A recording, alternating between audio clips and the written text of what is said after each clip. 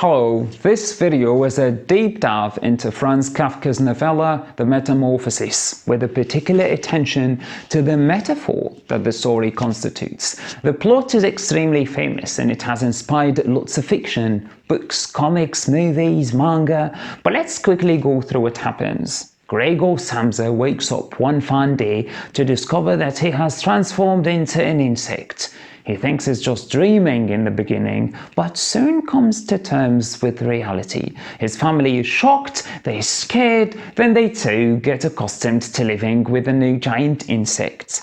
The family struggles financially because prior to his transformation, Gregor has been the family's breadwinner. They try to find ways to cover Gregor's gone salary. The father takes up a job and they rent some rooms in their home to passing tenants. After they start making some money, the family thinks that Gregor has no place at home. He overhears them talking about him. He gets depressed and starves himself to death. Now, the central idea around which the story is built is Karl Marx's idea of alienation.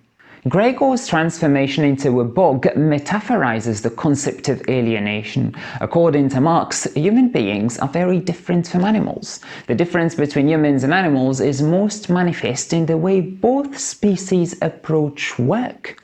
Animals work instinctively. There is a huge difference between a bird that makes a nest and, say, a human that sculpts a sculpture or makes a table. The bird doesn't visualize the end product it's working towards. The bird just builds instinctively.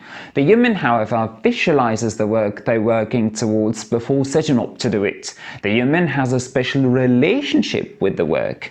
To work is an integral part of being human. For humans, work is not a means to an end. It is a need, a condition of the human nature. However, Marx says that capitalist societies perverts the relationship between the person and their work. Because most humans are employees, they are mere cogs in a complex system. Their relationships with their labor is severed.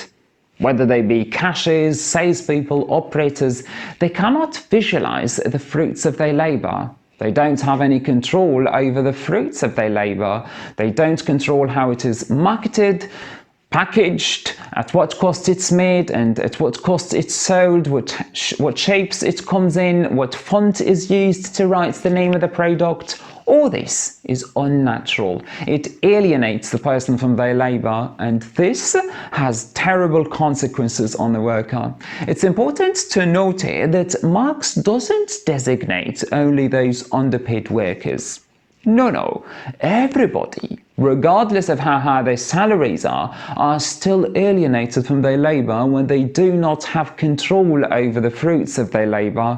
What this situation creates is hordes of miserable, unsatisfied workers bleeding away the essence of their humanity. How do these workers cope? Well, they strike a bargain by which they conceive of the time and energy they put in their jobs as sacrifice time and energy that allows them to get some money in return, and then they use that money on the real fun things. However, this doesn't solve their predicament at all because of the following reasons. After clocking out from work, workers use the money in their pockets and go around and do things with that money, but usually the things they do are exclusively for immediate pleasure, where they're mere consumers. They either get the most expensive gadgets or the most expensive services, but this doesn't solve their problems because their human condition is still lacking meaningful labor in the human way. Hence, dissatisfaction and misery do not end. Rarely would any workers engage in any meaningful labor after they're alienating their jobs because they can only have so much energy and because they think of their free time as time not for work. So all leisure activities where the person is primarily a consumer are devastating to the person's psyche. Activities that involve some form of labor and where the person is not severed from their labor are a little more fulfilling. Yet they still cannot save the worker from their misery because of their alienating day jobs. There is the Apple TV show Severance, which plays really well with this idea of employees being severed from their labour. So this is how alienation from one's labour happens, and consequently alienation from one's humanity. Gregor Samsa is a travelling salesperson. That's his job. He depicts perfectly well this alienation. He represents a brand and he travels to different places to sell its products. He has no control over the products he sells, how they manufactured, where they manufactured, how much profit is made from the sales, and how that profit is used.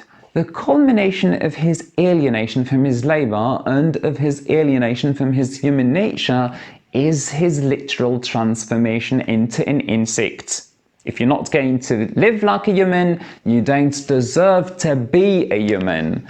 There is another form of alienation that Marx describes, and it's the alienation of a person from other people in their community. Again, ideally, and according to a human condition, our relationships with the people around us should be one of cooperation, where we join our labours to achieve great goals.